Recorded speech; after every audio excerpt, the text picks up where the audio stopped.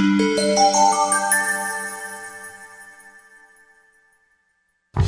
everybody, I'm C. Andrew Nelson, founder of AQUATASY. Every video he's got to say his name, huh? And this is AQUATASY'S Question of the Week. Do you name your fish?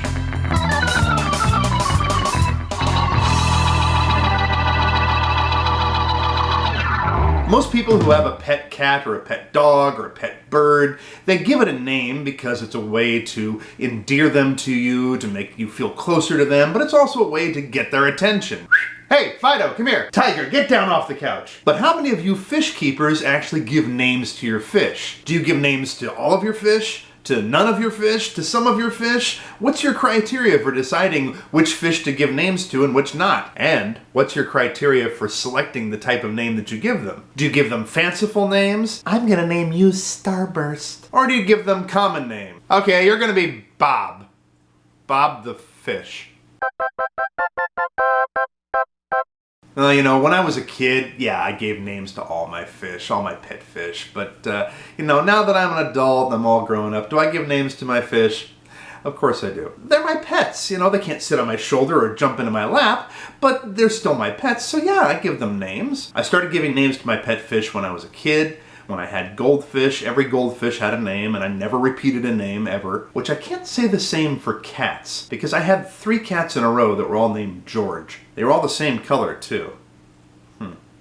For example, all my son's goldfish have names. It was very important for him that they all have names. But he didn't want to pick the names himself. He wanted me to pick the names. So I picked the names for almost all the fish in his tank. There's Cornelius, Percival, Chan, Philippe, and Pepper. We have something going on with Pepper right now. Pepper is my son's black Moor, but Pepper is changing color. Apparently Pepper is not a purebred, and one of his parents, either his mother or his father, was orange because Pepper is turning orange. This is a common thing that happens with black Moors if you buy them in a chain pet store. A lot of times they're not purebred, and we bought Pepper at a chain pet store. So Pepper's turning orange, and my son was thinking, well, we can't call him Pepper anymore because we named him Pepper because of black pepper. He was bummed out about it until I said to him, you know what, son? He can still be Pepper because now he's turning into a habanero. That cheered him up.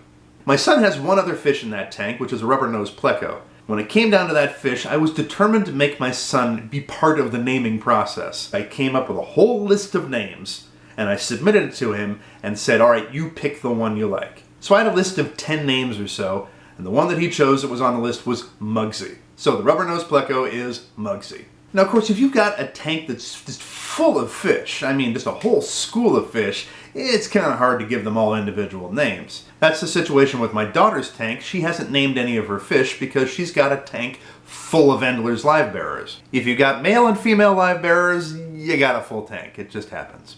Let me correct myself. We've kind of named those fish. We basically gave them all the same name. Every single Endler in the tank is named Johnny. At least the males are named Johnny. The females are named Joan. And every week there are more and more Johnnies. She also has 5 coolie loaches in the tank, and they don't have individual names. They're just referred to as the Coolies. Jeez, that sounds like some kind of 50s gang name. Like it's West Side Story in her tank. When you're a coolie all the way. Now in my 20-gallon tanks, some of the fish have names and some of them don't. The individual fish have names that I've given them. The 3-line Cory catfish is named Humphrey, the clown pleco is named Junior, and the blue zebra angelfish is named Senor Fish. But the rummy-nosed tetras and callistus tetras don't have names, as far as I know. At least they haven't told me what their names are. I just know that they're annoying. I like finding interesting, unique names to give to my fish, names that people aren't going to expect. Sometimes I choose the name based on how the fish looks. Sometimes I choose the name based on its behavior. Sometimes the name is just a little inside joke for me, or that it references something in some movie or TV show and I want to see if people pick up on it. Quirky names are great. My mom came up with some once that I thought were just fantastic. She had 2 goldfish out in a pond in the backyard, and she decided to name them Fish 1 and Fish Also. I love it.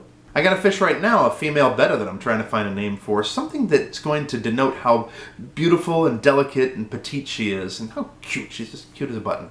So I've got to find just the right name. I'm coming close. I think I've got it. So how about you? Do you give your fish names? And if so, what kind of criteria do you use for which fish do you name, which fish do you not name, and What kind of name do you give them? How do you come up with the names for your fish? Leave a comment down below and let's get a little dialogue going here. That's the whole point of the Aquatasy Question of the Week, to get us all talking, get a dialogue going. Because when we share what we know and we share how we feel, we all benefit from that. If you like the type of videos that you're seeing here on the Aquatasy channel, I hope you'll consider subscribing. And if you want more great Aquatasy content, then head on over to the Aquatasy Patreon page. There's lots of exclusive videos and articles and photos and other cool stuff there, and it's a great way to support this channel.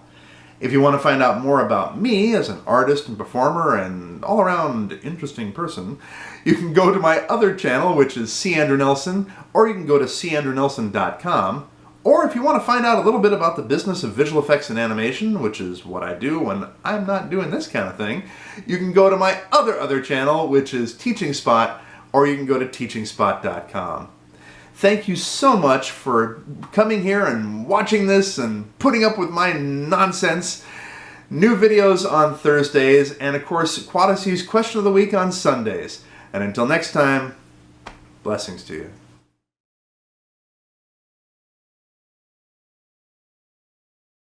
You know, William Shakespeare once wrote, "A rose by any other name would still smell as sweet. Fish, not so much."